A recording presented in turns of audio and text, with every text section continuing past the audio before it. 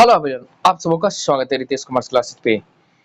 तो चलिए भाई साहब, आज हम लोग करेंगे पार्टनरशिप में जेएलपी। ठीक है। तो जेएलपी हमने आपको क्वेश्चन एडमिशन में भी कराया था और रिटायरमेंट में भी, बट हमने कहा था क्या सारा कॉन्सेप्ट एक जगह करेंगे, कहाँ पे, डेथ में। ठीक है। तो चलिए हम लोग शुरुआत करते हैं जेएलपी की बातें। Joint life policy, JLNP। देखिए यहाँ से आपको क्वेश्चन रहता ही रहता है, या तो आपको ऑब्जेक्टिव में रहेगा या तो सब्जेक्टिव में मिक्स करके देगा।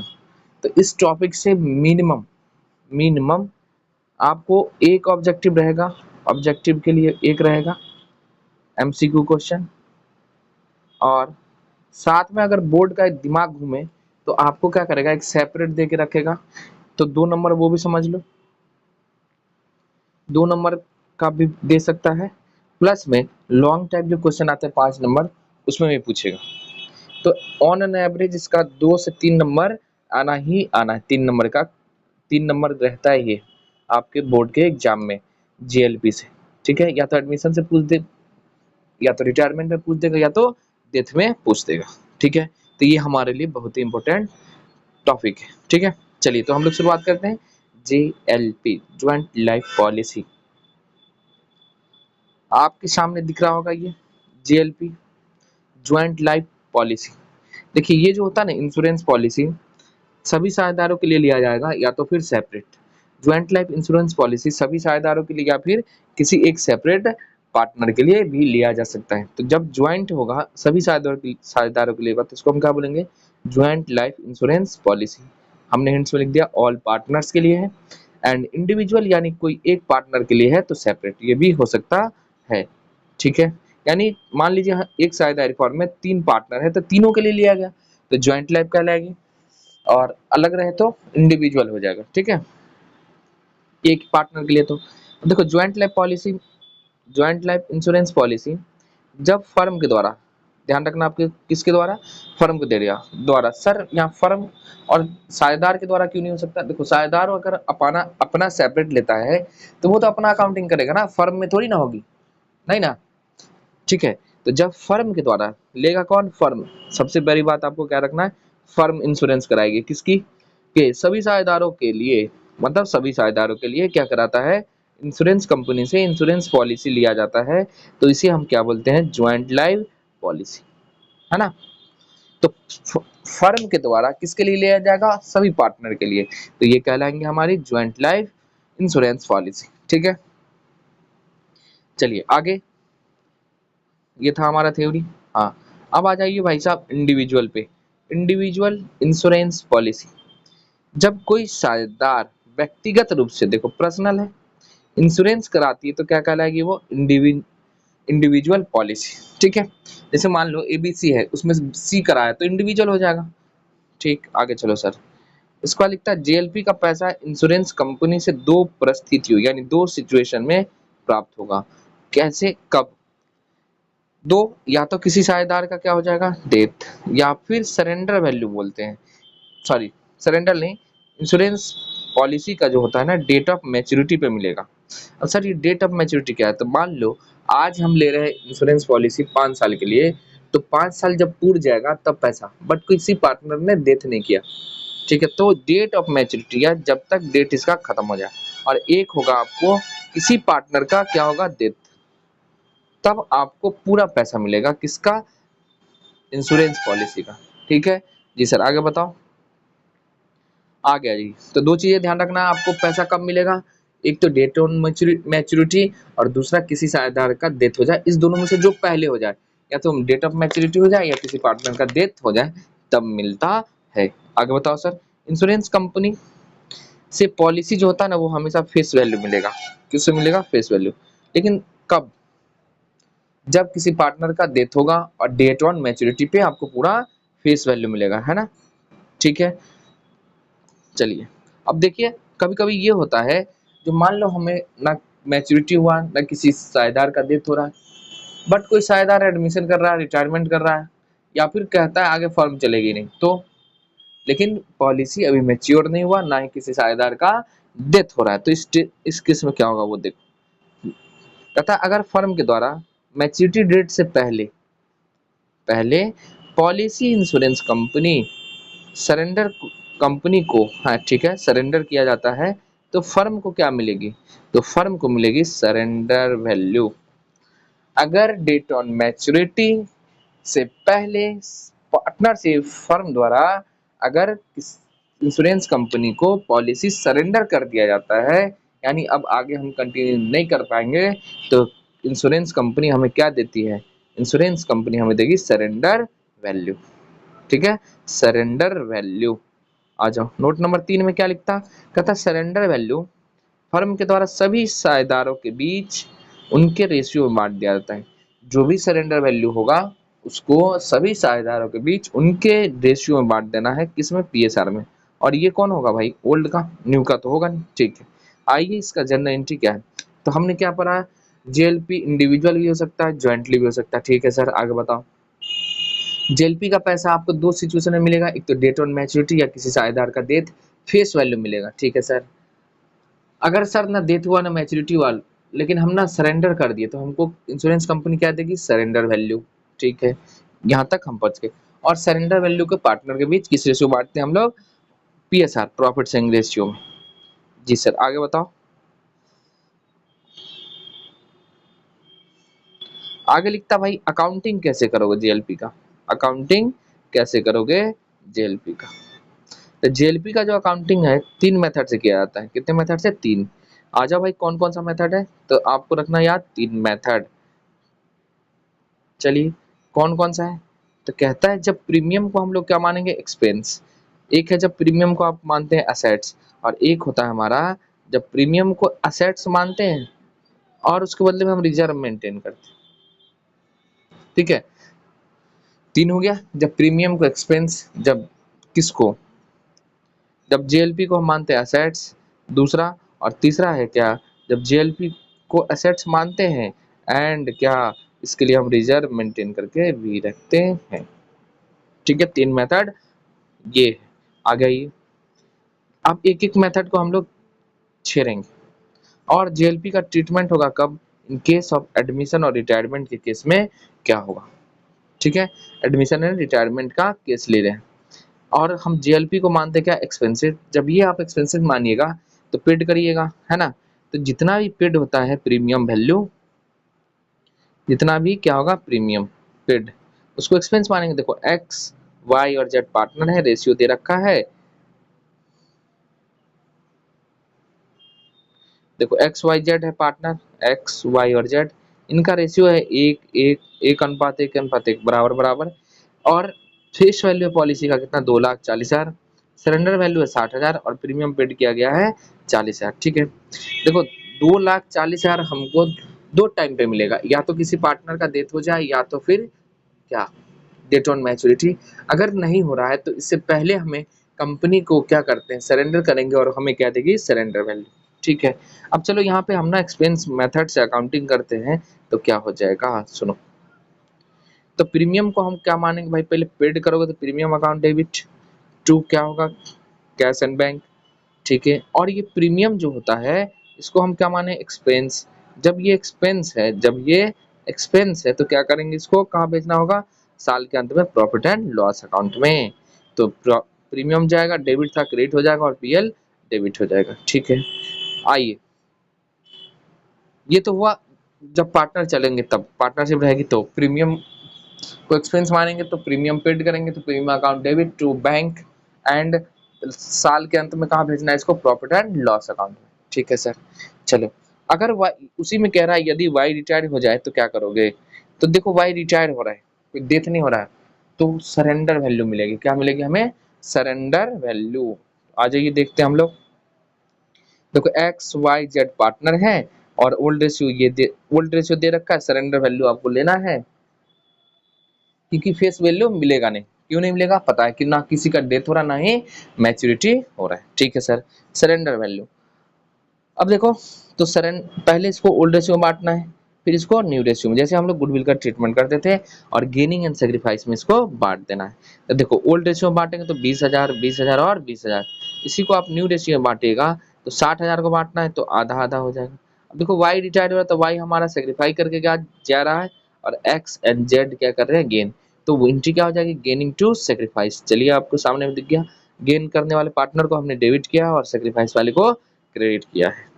ठीक है, आइए जब जेएलपी को हम लोग क्या मानते हैं, ट्रीटेड एज एन एक्सपेंस, तो क्या क्या होगा, नोट्स में आइए लिखा दी।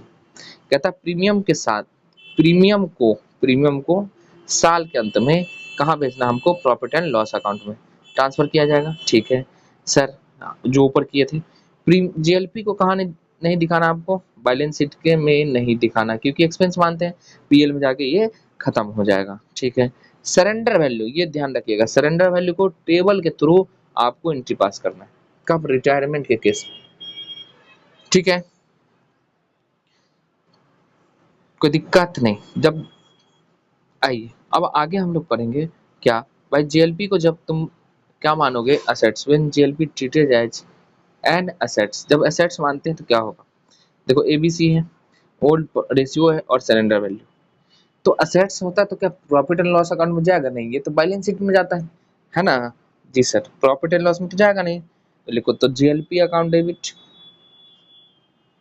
सरेंडर वैल्यू है ना 40,000, जेएलपी अकाउंट डेबिट, और पार्टनर का इसका कैपिटल बढ़ा देंगे, यानी क्या हो जाएगा, बैलेंस शीट ये रहा आपके, तो जेएलपी हम असेट साइड में लिखेंगे और उतने का ही, तो 40,000 इधर लिखोगा, और कैपिटल जो है टोटल पार्टनर का, ये भी बढ़ेगा कितने से, 40,000 से, तो दोनों पे इम्पैक्ट आएगा। ठीक है, कोई दिक्कत जी नहीं। आइए आगे चलते हैं। अब जब एक्सपेंस मानते हैं ना तो पीएल में चला जाता है, तो पीएल में जाने के बाद क्या होता है, राइट ऑफ हो जाता है, और उसका इम्पैक्ट ऑलरेडी कैपिटल पे ही पड़ता है। ठीक है, चलिए सर आगे बताइए। आइए नोट, ये नोट कब है, जब हम लोग असेट्स मेथड मानते हैं। ठीक है, असेट्स ऊपर में ही था, तो देखो जेएलपी के सरेंडर वैल्यू को बैलेंस शीट के किधर दिखाएंगे, असेट साइड में। ठीक, आगे आ जाओ, इनकी क्या होगा, JLP account debit to existing partners capital account, जो हमने ऊपर में बांटा है। ठीक है सर, और प्रीमियम पेड का कोई यूज नहीं होगा। तो जब आप क्या मानिएगा, असेट्स मेथड, तो असेट्स में रिटायरमेंट के केस में सरेंडर वैल्यू दिखेगी कहाँ पे, बैलेंस शीट के असेट साइड में। प्रीमियम जो पेड किया उसका कोई ट्रीटमेंट यूज नहीं होगा, ये था, समझ गए। रिटायरमेंट आ जाओ अब,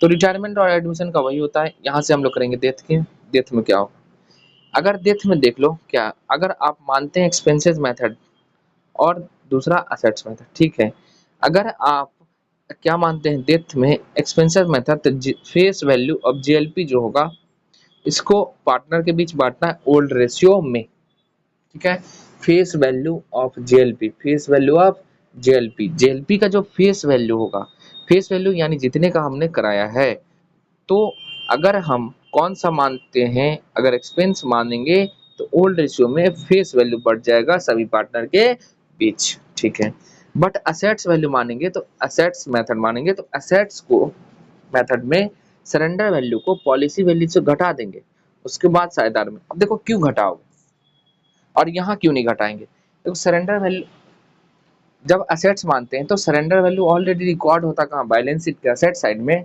और जितने से हमारा बैलेंस शीट का असेट्स बढ़ेगा, असेट साइड बढ़ेगा, उतने से ही कैपिटल बढ़ा है, तो ऑलरेडी तो कैपिटल सरेंडर वैल्यू से तो बढ़ा ही है, ऑलरेडी सरेंडर वैल्यू से तो कैपिटल हमारा बढ़ा ही है, और कितना बढ़ाओगे, तो जितना सरेंडर वैल्यू से बढ़ा है उसको हम माइनस कर दो, जो बचेगा उसको बढ़ाएंगे, इसीलिए माइनस करते हैं। और ये एक्सपेंसिव मेथड में ये होता है, जो सरेंडर वैल्यू तो आता नहीं, तो पार्टनर कैपिटल में तो बैलेंस शीट के असेट्स में तो रिकॉर्ड नहीं होगा, फिर कैपिटल पे इंपैक्ट नहीं आएगा, तो क्या करोगे, बैलेंस शीट में तो नहीं होगा, तो उसको पूरे वैल्यू से क्या करना, हमको ओल्ड रेशियो में बांट देना फेस वैल्यू को। ठीक है, आगे अगर ये रिटायरमेंट और क्रक्स में है, रिटायरमेंट और एडमिशन होगा तो क्या करोगे, तो देखो एक्सपेंसेस मेथड है तो सरेंडर वैल्यू को टेबल एंट्री के थ्रू बांटना है, असेट्स मेथड है तो सरेंडर वैल्यू को पुराने साझेदारों के बीच ओल्ड रेशियो में बांट देंगे।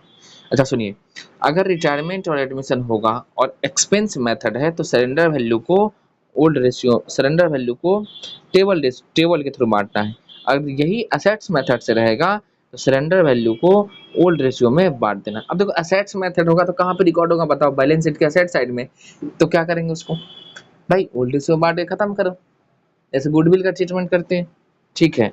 चलिए आगे, treatment of JLP in case of death, अगर किसी पार्टनर का डेथ हो जाए, अरे भैया भाई कितनी बार पढ़ाऊंगा, एनेक्स में एसेट्स मानेंगे तब, तो असेट्स मानेंगे तो वही आजा यहाँ पे एग्जांपल, राजा राम और रंजन पार्टनर है जिनका ओल्ड रेशियो है और जनरल एंट्री आपको करना है। तो देखो, इंश्योरेंस कंपनी अकाउंट डेबिट 60,000 से टू जेएलपी, और इस जेएलपी को पार्टनर के बीच बांट देंगे, ठीक है। और बताइए, जब पॉलिसी का पैसा मिलेगा, जब पैसा मिलेगा तो क्या लिखेंगे, bank account debit to insurance company, बस हो गया, ठीक है। ये और आपको कराते हैं, तो यहाँ तक हमने कर लिया। चलो, ये आपको शॉर्ट में जेएलपी है, ऑल पार्टनर का होगा या इंडिविजुअल, दोनों हो सकता है, ठीक है। अब वही बातें लिखा गया, ये जो हमने पढ़े हैं। जो जेएलपी क्या होगा, साझेदारों के बीच कंपनी लेती है, ये तो हम लोग अभी पढ़ के ही गए हैं। अच्छा, जेएलपी का पैसा कब मिलेगा भाई साहब, जेएलपी का पैसा दो टाइम पे मिलता है, डेट ऑन मैच्योरिटी और किसी पार्टनर का डेथ हो जाए, इस दोनों में जो पहले आएगा, जो पहले, या तो मान लो डेट ऑफ मैच्योरिटी हो जाए पहले, तो पहले मिलेगा डेट ऑन मैच्योरिटी पे, या फिर किसी पार्टनर का डेथ हो जाएगा, ठीक है। ये सारी बातें। अब देखो यहाँ पे नोट्स है कुछ, वही है जो हिंदी में लिखे थे, वही है। The amount payable by insurance company on maturity of of policy, face value of policy. देखो, ऑन मैच्योरिटी पे हमको फेस वैल्यू मिलेगा, ठीक है, कंपनी पे करेगी। इफ पॉलिसी इज सरेंडर किया जाता बिफोर डेट ऑफ मैच्योरिटी, अगर डेट ऑफ मैच्योरिटी से पहले हम सरेंडर करते हैं तो क्या दिया जाएगा, सरेंडर वैल्यू क्या होगा, surrender value maturity, the amount payable by insurance company to the firm is called surrender value of policy, ठीक है। यानी बिफोर होगा किसके, डेट ऑफ मैच्योरिटी से। चलिए आगे, तीसरा क्या लिखता है, face value and surrender value paid by insurance company, बांटा जाता है, डिस्ट्रीब्यूट किया जाता है, ठीक है। फेस वैल्यू या surrender value paid by insurance company is distributed, बांट देंगे, ठीक है। चलो, तो देखो, फेस वैल्यू कब मिलता है, जब एक्सपेंस मेथड से डेथ में रहेंगे, और सरेंडर वैल्यू कब मिलेगा, जब हम लोग असेट्स मेथड में रहेंगे या कोई पार्टनर का रिटायरमेंट होगा। अगर कोई पार्टनर डेथ कर रहा बट असेट्स मेथड से हम मेंटेन कर रहे हैं, तो क्या होगा, फेस वैल्यू में से आपको सरेंडर वैल्यू माइनस करते हैं। देखो, among all partner in their existing profit sharing ratio, ठीक है। देयर आर थ्री मेथड, वही बात है भाई साहब, तो ये हमने आपको ऑलरेडी करा ही दिया है। चलिए, ये इंग्लिश में लिखा, और कुछ नहीं, इंग्लिश हिंदी दोनों करा देते हैं ना।